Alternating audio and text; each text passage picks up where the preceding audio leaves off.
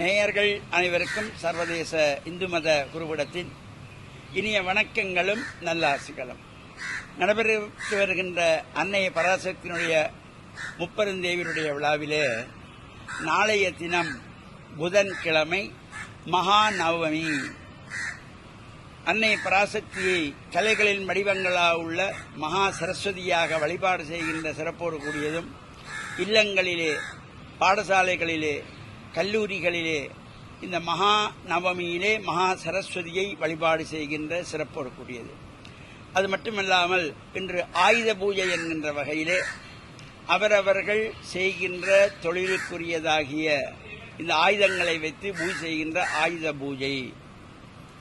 அது மட்டுமல்லாமல் இசைக்கருவிகள், பொதுவாக ஒரு எழுத்தாளனுடைய ஆயுதம் எது என்றால் எழுதுகோல். அதுபோல அனைத்தையும் அங்கே வைத்து